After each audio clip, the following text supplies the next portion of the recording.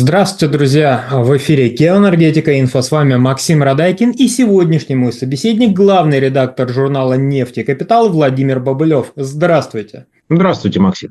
Вернется ли Европа к путинскому газу? The Economist рассуждает, что сделка с дьяволом поднимет экономику Евросоюза. Откроют ли переговоры Трампа и Путина дорогу российскому газу в Европу снова? В этом есть определенные сомнения. Как мы видим по последним заявлениям, которые были сделаны европейским истеблишментом после начала переговоров между российской и американской делегацией в Эр-Рияде, Европа имеет другое мнение по поводу регулирования украинского конфликта, и, похоже, они не собираются присоединяться вот к этому такому позитивному движению со стороны США, направленному на разрешение конфликта. Более того, как мы видим по комментариям, помимо разрешения украинского конфликта, на этих переговорах, которые фактически являются переговорами по подготовке к более масштабным переговорам, там уже обсуждаются некоторые экономические вопросы. И, похоже, Европу это очень нервирует и беспокоит, и присоединяться к вот этому тренду Европа не хочет.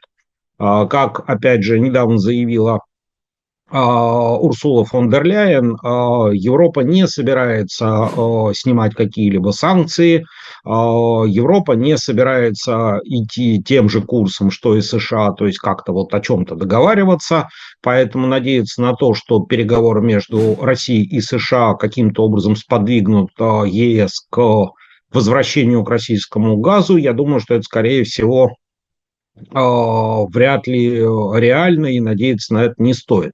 Ну и, собственно говоря, ломать ту систему, которая уже сложилась в Европе, наверное, тоже никто не хочет. Но, опять же, напомню, что европейская бюрократия, наверное, одна из самых худших бюрократий, поэтому, чтобы, что называется, повернуть вспять и открутить назад, это займет годы, если не десятилетия. Опять же, за то время, пока Европа вводила санкции, обходилась без российского газа, оказалось, что российский газ Европе не настолько и нужен, во всяком случае, в тех объемах, которые изначально Европа закупала. Соответственно, сейчас стоимость газа в Европе достаточно высока, падать она, похоже, не собирается. И это стало одним из факторов, который очень сильно подорвал европейскую промышленность. То есть энергия, которая раньше производилась, в том числе из российского газа, в таком объеме Европе уже не нужно. Целый ряд крупных энергоемких предприятий, а также предприятий, связанных с газохимией, закрылся или переехал в те экономики, где для этих предприятий, этих производств создана какая-то система, какие-то условия наибольшего благоприятствования, поэтому, в принципе, само потребление газа в Европе резко сократилось. Ну и плюс ко всему, ЕС так долго стремился отринуть зависимость от тоталитарного российского газа и начать закупать американские молекулы свободы, что теперь пойти на попятный и свернуть обратно будет достаточно сложно. Ну, в качестве примера возьмем Германию, например, которая построила достаточно большое количество терминалов для приема американского сжиженного газа, превращения его в обычный классический метан в той форме, в которой он идет по трубопроводам. На это были затрачены колоссальные деньги, причем деньги государственные. Соответственно, сейчас вот взять и сказать, что ой, мы погорячились, а это все теперь не нужно, наверное, трудно. Во-вторых, Германия вложила столько в проекты «Северный поток» и «Северный поток-2», которые, опять же, были взорваны по причинам таким экономико-политическим, как некий символ поддержки Украины, раз, и борьбы с российским газом, и переходу на американские СПГ, что сейчас, опять же, сказать, вы знаете, мы ошиблись, и все это было зря, и все эти деньги фактически потрачены зря. На это вряд ли кто-то отважится. Собственно, и для США, естественно, вот эта вот зависимость Европы от американского СПГ тоже выгодна. Поэтому переговоры, конечно, переговорами, но менять стратегию и говорить о том, что вот мы сейчас запускаем целый ряд новых проектов по производству СПГ в США, а теперь давайте мы, наверное, опять их отложим на попозже, потому что вот, возможно, Европа захочет вернуться к российскому газу. Ну, я сомневаюсь, что американские компании будут очень рады такому решению. Поэтому я думаю, что в общем и целом ожидать какого-то возврата Европы к российскому газу, ну, не стоит, и это сомнительные, ни на чем не основанные ожидания. Многие эксперты, аналитики как бы говорят о том, что предстоящие обсуждения Путина и Трампа, они скорее будут об политическом и экономическом разделе Европы. То есть про Украину-то особо они там и не думают, есть задачи поважнее. Возможно ли как-то разделить Европу и сферу интересов так, чтобы газовые интересы США и России как бы заняли свою нишу и поделили данный рыночек? В принципе, такое возможно. Более того, я напомню, в прошлом году появился американский инвестор, который готов купить «Северный поток». Это вот один из звоночков, которые до переговоров казались абсолютно бессмысленными, потому что ну, зачем человеку покупать огромное количество железного хлама, находящегося на дне Балтийского моря, и, собственно говоря, что с ним делать, разве что задорого поднять и потом постараться задорого сдать металлолом. Но трудно предположить, что американский инвестор рассматривает именно такую возможность.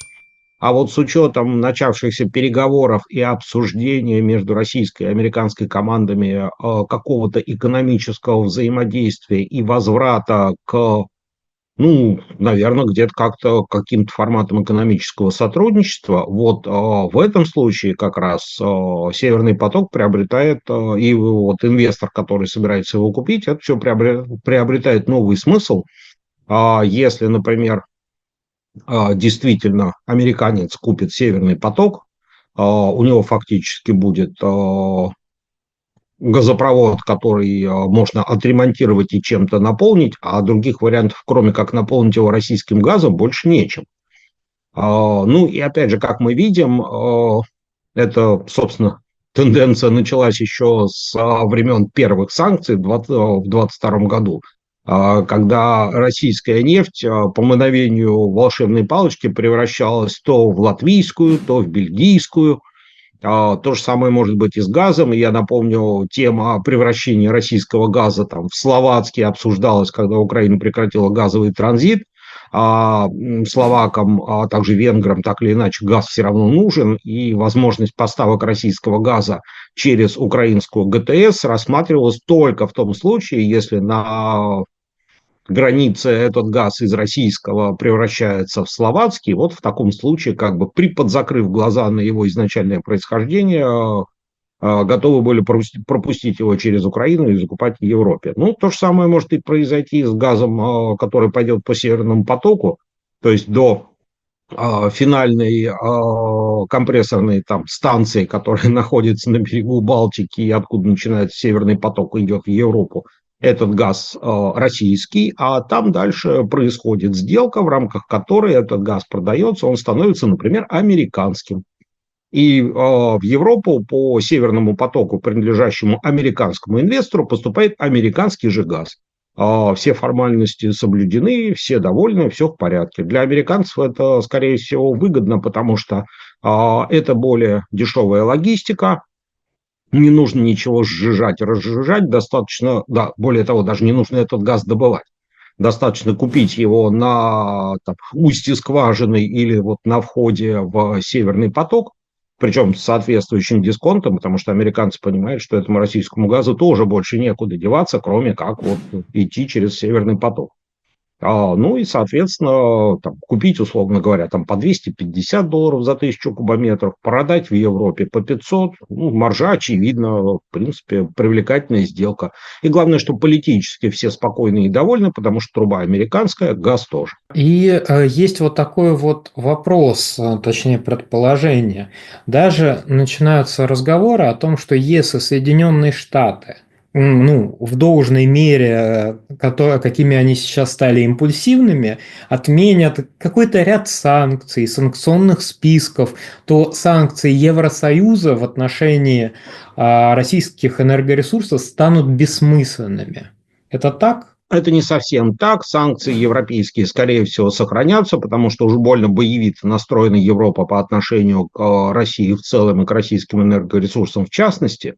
Но положительный эффект от этого есть. Я в данном случае не говорю о том, что отмена американских санкций позволит возобновить, например, поставки нефти в США. Раньше США закупали достаточно большие объемы российской нефти и нефтепродуктов.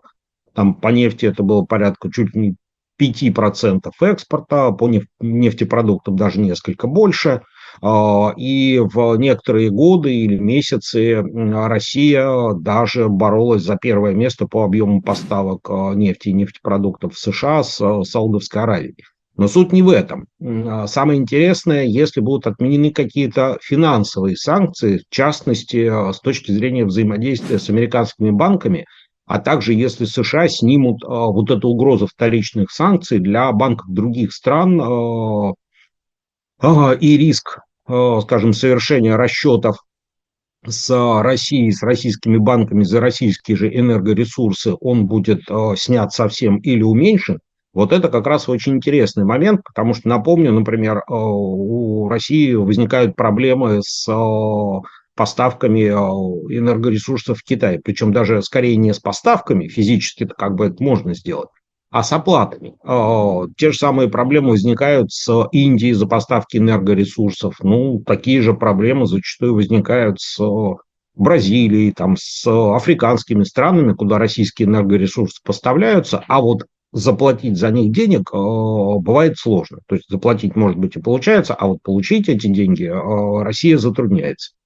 То есть, соответственно, может быть, тогда, во-первых, будут ослаблены эти санкции, и межбанковские вот эти проводки будут значительно проще. Во-вторых, можно будет тогда несколько снизить жесткость в плане вот этого принципа оплаты за энергоресурсы только в национальных валютах. Может быть, там частично удастся вернуться к доллару, что тоже несколько облегчит оплаты для тех же самых зарубежных банков, для многих из которых работать в долларах несколько проще, чем в тех же самых саудовских дирхамах или китайских юанях или в российских рублях. И еще один момент, который может облегчить жизнь российскому нефтегазу, это если будут смягчены санкции логистические, а прежде всего использование страховых компаний международных. Собственно, почему так активно используется теневой флот для перевозки российских энергоресурсов?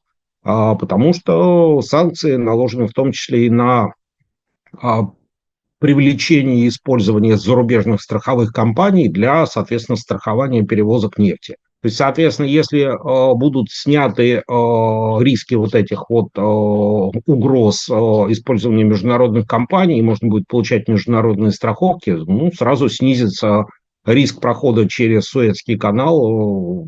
А чем проще логистика, тем, соответственно, быстрее доставка и тем дешевле она стоит.